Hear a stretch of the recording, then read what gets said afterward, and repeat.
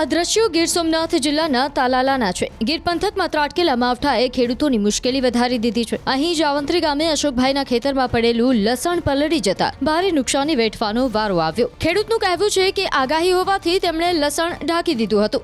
જો કે ભારે પવન ફૂંકાવાના કારણે તાડપત્રી ઉડી ગઈ અને પછી કમોસમી વરસાદ શરૂ થતા બધું જ લસણ પલળી ગયું। અહીં ન માત્ર જાવંત્રી પરંતુ પાણીકોઠા, લીમધરા, મંડોળના, આંકોલવાડી સહિતના ગામોમાં માવઠાએ કહેર વર્તાવ્યો છે।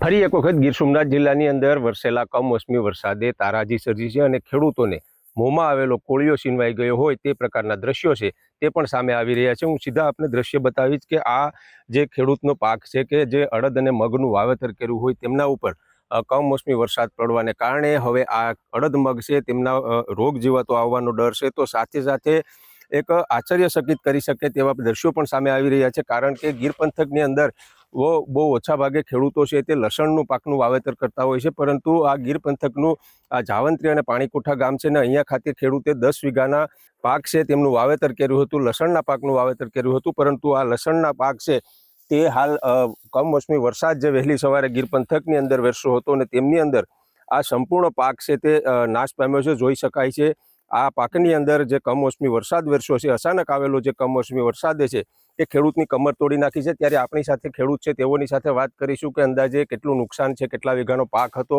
અને હવે આ લસણનું શું કરવાનું। આપનું નામ અને આ લસણની અંદર કેવું કઈ રીતે નુકસાન થયું? લસણની અંદર બધું લસણ 10 વીઘાનું નુકસાની પૂરેપૂરી વહી ગઈ। કઈ રીતે? પલળી ગયો વરસાદના કારણે। અચ્છા, હવામાન વિભાગે આગાહી કરી હતી તો પછી આને ઢાંક્યું નહોતું?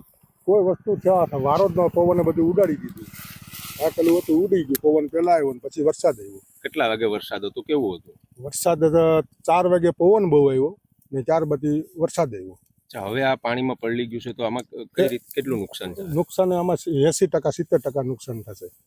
70-80% નુકસાની લસણ બધું ફેલ થાય।